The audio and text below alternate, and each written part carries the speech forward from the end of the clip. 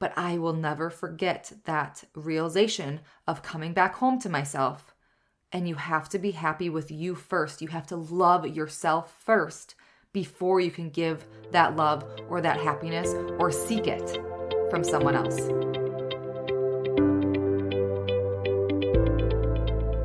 Hey mama, welcome to the Balanced Mom Method podcast, a safe space to help you transform the way that you approach motherhood and life. If you're a mom struggling with self-worth, overwhelmed with overstimulation, looking to slow down, conquer mom guilt, let go of external pressures, or even embark on a spiritual awakening, you are in the right place. Let's break free from that survival mode cycle by waking up from autopilot and authentically embracing our inner self-love, trust, and connection. Imagine if every single part of your life was perceived through a lens of expansion, value, worthiness, self-awareness, and acceptance. Hey, I'm Jenna, and I've been where you are. I was consumed in the struggles of motherhood and was always in my own head, never feeling good enough. I realized if I wanted to make a change, it started within me. And in finding that freedom, I've dedicated my life's work to helping other moms heal from the inside out to come back home to themselves too. So take my hand, mama. Let's set the foundation to live an intentional life full of peace, presence, confidence, clarity, belief, joy, love, and balance. If you are ready to weed the fluff, get to the root of cultivating real change, and feel connected to yourself on a love-rooted level, let's dive in and discover the power within you. Warm up that cold coffee, pop in your earbuds, and tighten that top knot, mama. Let's overcome together.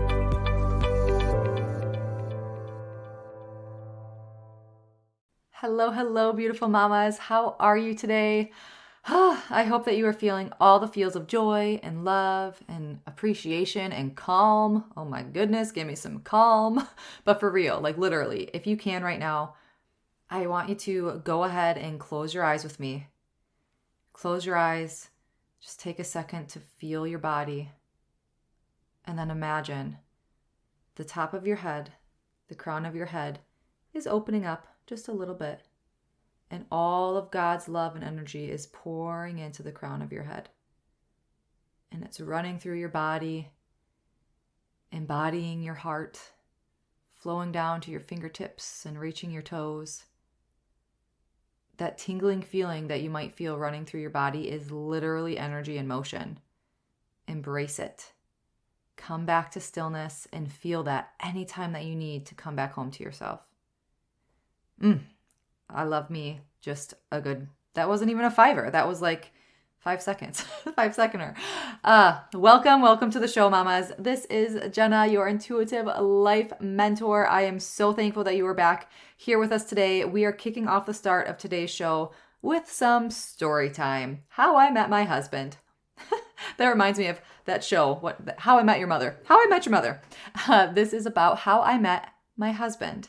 How I met Jameson over 10 years ago now. Absolutely wild. Such a beautiful story of just inner self revelation. I'm going to call that out right now. So this is not going to be exactly probably how you think I'm going to be sharing this story. So just follow me here, okay? So I was freshly out of a previous long-term relationship, like 6 months fresh. It wasn't like, the next week fresh, but I was 6 months fresh out of a previous relationship, and it was a long-term relationship. And that previous relationship does matter a lot, because over that 6-month phase of being single, let's say, like so much happened, and so many light bulbs, aha moments were coming to me during that phase. So the previous boy that I was in a relationship with, on and off again through college, amazing guy, amazing family. Our hometowns were only 20 minutes away. Our friends groups were merged. It was wonderful. And I mean, without going into detail, right? I'm not someone who believes in breaks in relationships. I am someone who is like, I'm an all in or I'm all out. Like, I might not like literally be all out. I still have to process and things. Like I've had heartbreaks in my life, and it's hard, right? But what I mean here is if someone wants a break, there must be something not working. So let's completely cut ties, work on our shit.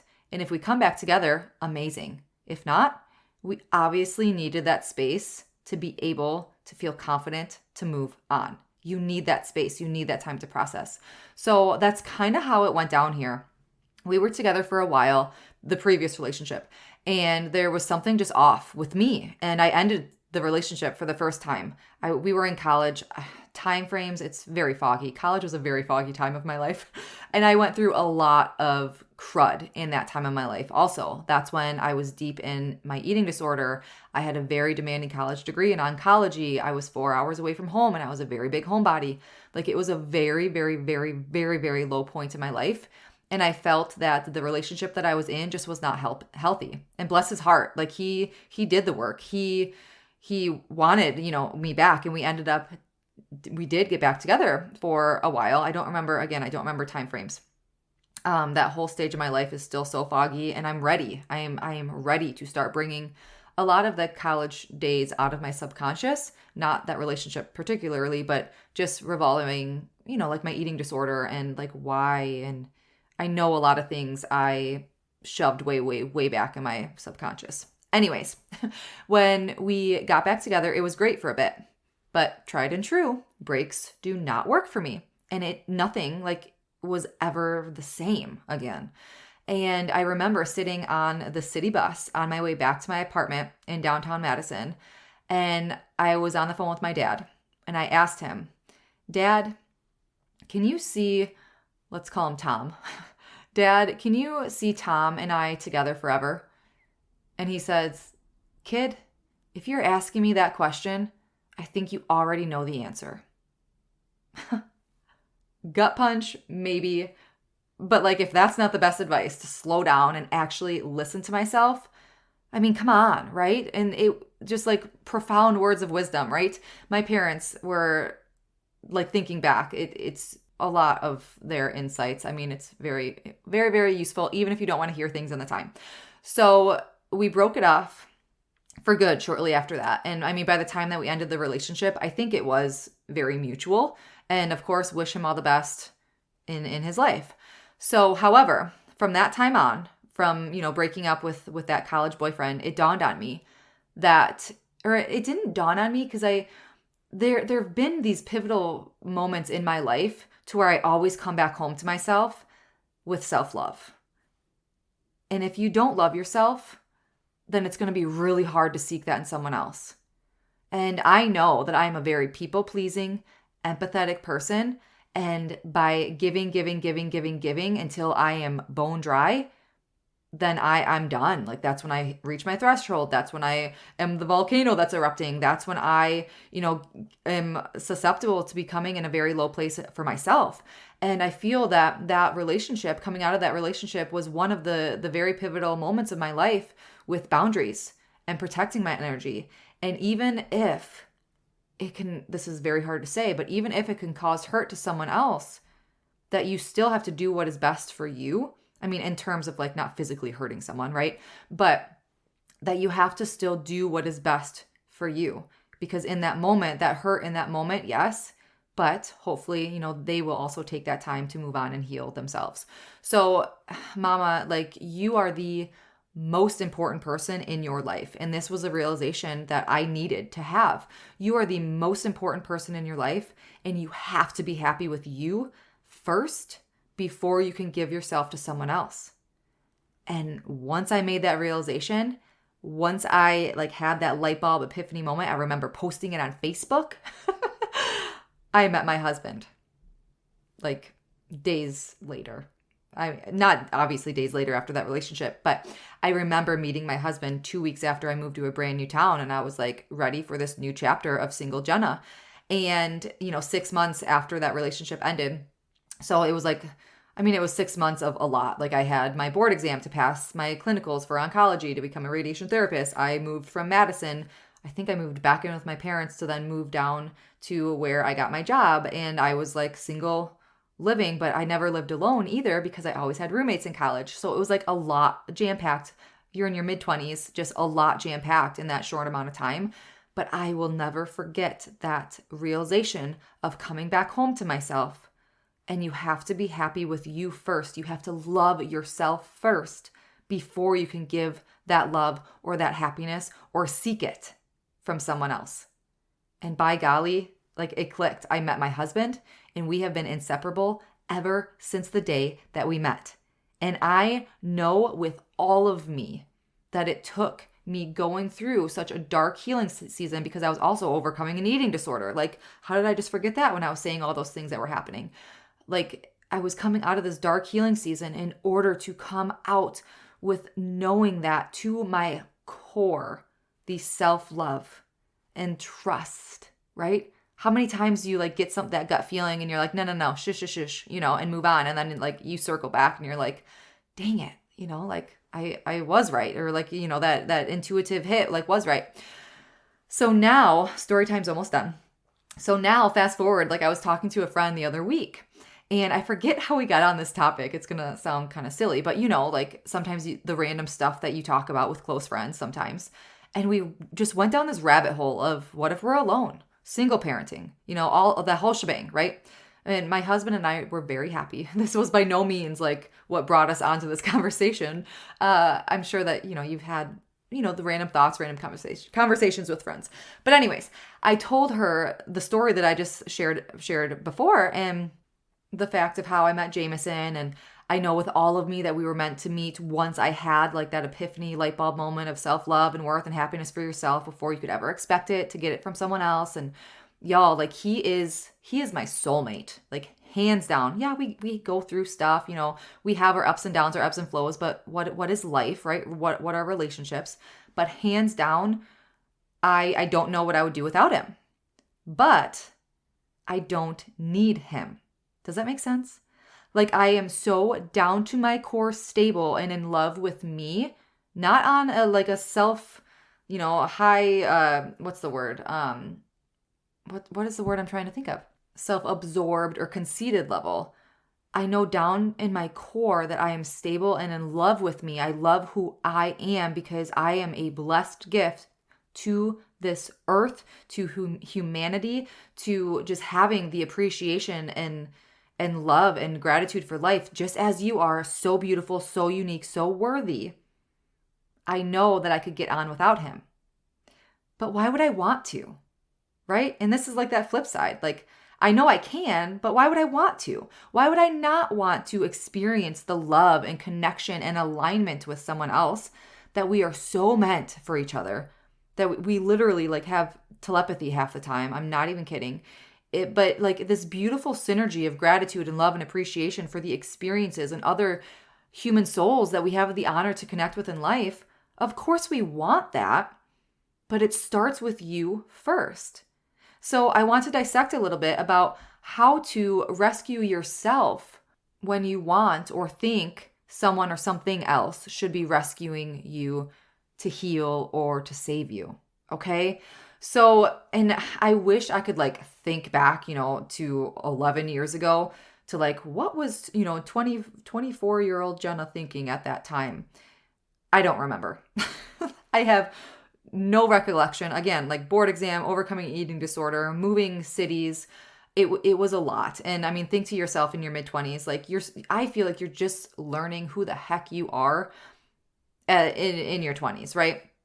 So this is me, in hindsight, right? Sharing what I'm about to share. Okay. Just to kind of preface that, because I wish I could remember, but I have no idea. All right. So number one is connecting to yourself, listening to yourself, getting to know yourself, learn how you feel the way that you feel, how and why you get triggered or sometimes have big emotions. Learn how you talk to yourself in your mind. What are your thoughts? Like literally listen to yourself. Slow down enough to be able to tune in to you. And number two is connect to and listen to your body and why you are feeling the way that you are feeling.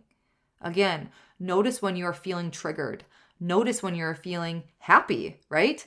And any emotion, name those emotions that come to surface. Like, am I feeling anxious? Am I feeling kind of fearful? I have this pit in my stomach. Am I feeling happy, ecstatic? Like, feel into the feelings. Feel into those emotions. And then notice what physical symptoms you might be experiencing. So maybe like you have tightness in your chest or you have butterflies in your stomach. So by noticing those physical responses of your body, you can then surround it to, okay, what is actually going on in my life right now? Okay, I'm feeling tightness in my chest. I'm naming my emotion. I'm anxious. Why am I anxious? because I have a big test tomorrow. I'm thinking back to college, right?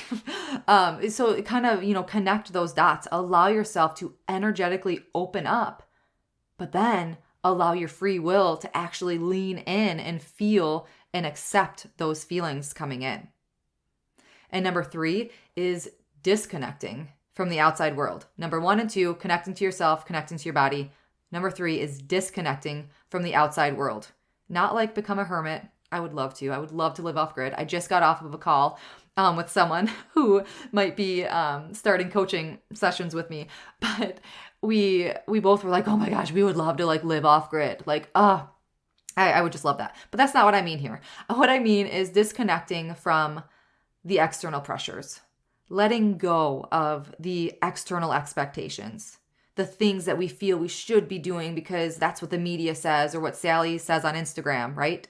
Maybe this also can be where some subconscious conditioning comes into play, where we literally don't know why we feel the need that we have to be perfect, or we have to people please, or we have like it's ingrained in us to have this limiting belief or this self-doubt, right?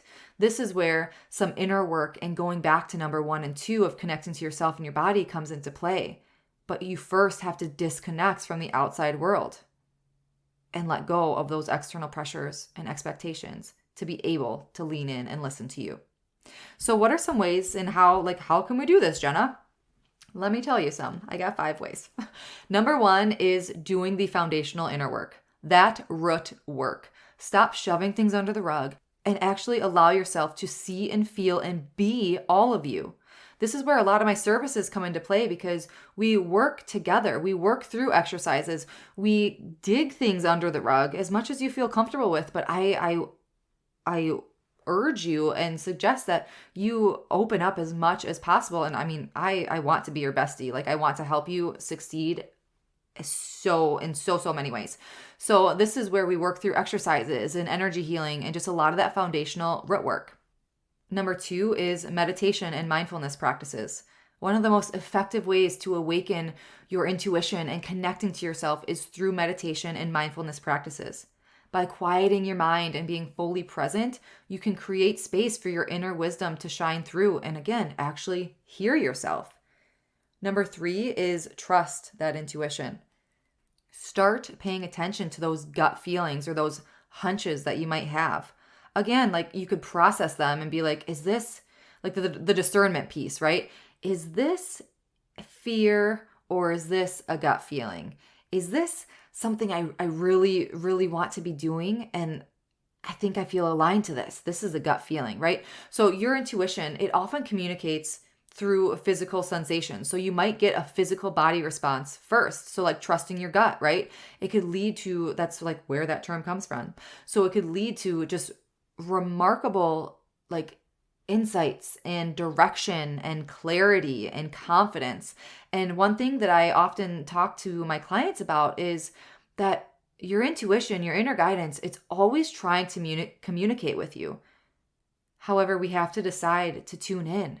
Again, we have to quiet ourselves to actually listen and tune in to what those messages are.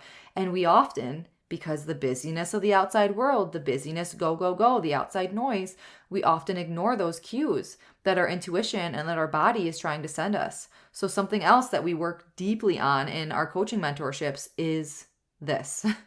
Number 4 is journaling. So keep a journal and jot down your thoughts, your feelings, how you can become more attuned to yourself. Look for patterns, recurring themes in your writing, and they also can hold valuable messages for who you are. And I said there were only 5, there's 6. Okay, we got 6, so 2 more. Number 5 is being intentional with being present in your body and outside your body. So be mindful and give all of you to what you're doing in that moment. If it's playing with the kids, play with the kids. If it's working, work. Overstimulation and improper multitasking is an equation for that heightened stress, anxiety, overwhelm, burnout, because you're not connected to the present moment. And all those things are disconnecting us from ourselves. And number 6 is find self-care strategies that work for you. What are rituals that can nourish you, nourish your well-being without feeling guilty? taking time for yourself, it's going to benefit how you mom. It's going to benefit how you mother. It's going to benefit how you show up in your relationships, including with yourself.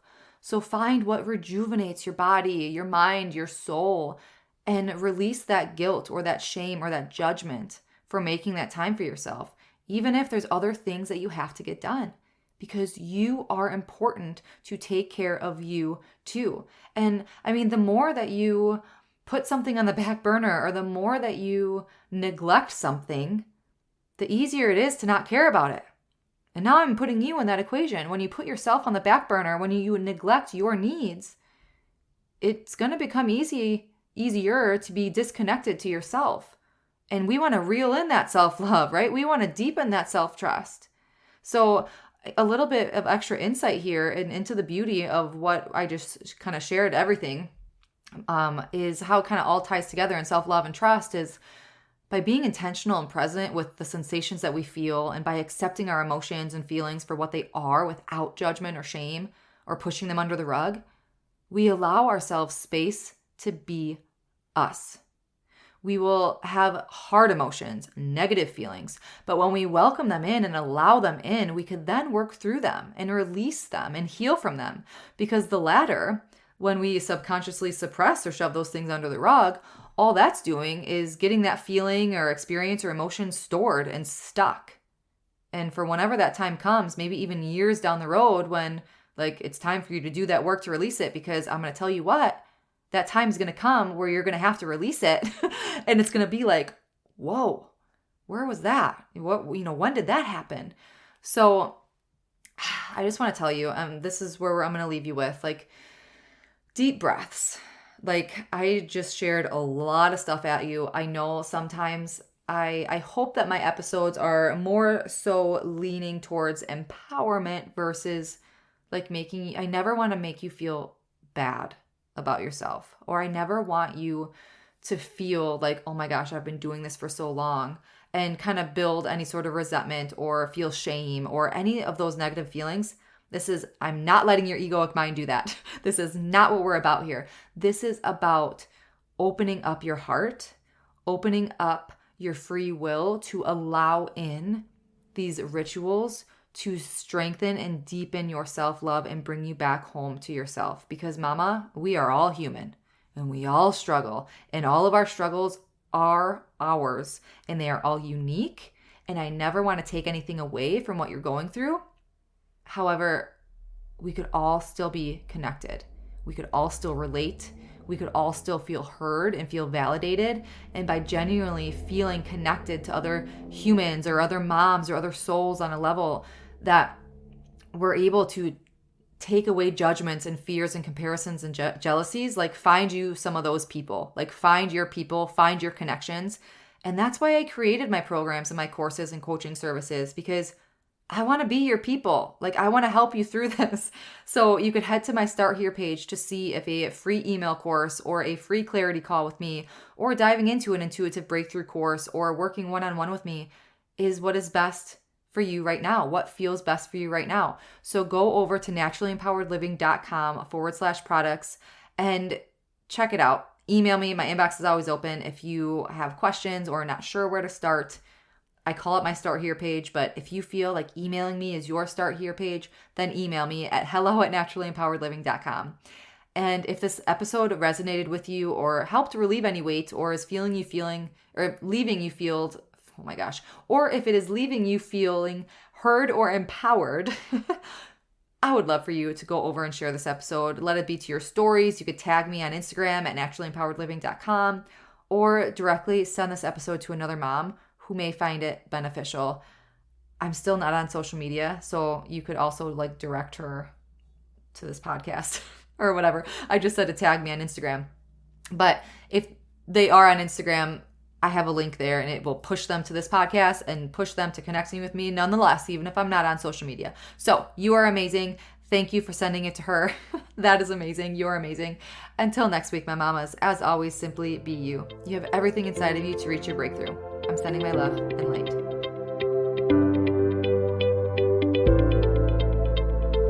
Did you find this episode relatable or compelling? Please give me a review. Thank you so much for spending this sacred time with me on the Balanced Mom Method podcast. I am sending you so much love and covering you in light, praying this episode has helped you in some way. And if it has, I'd be so grateful if you left a written review sharing how it's impacted your life. It truly lights me up hearing how you are on your way to your breakthrough. And also, please share this episode with another mom who may be struggling to remind her that we are never alone and to help give her that empowerment to take that first step. And be sure to check the show notes for additional ways to connect with me, our motherhood empowerment community, and if and when it feels good to you, learn how we could work together to help you reclaim your power, mama. Thank you. I appreciate all you are and all you do. Sending my love and light.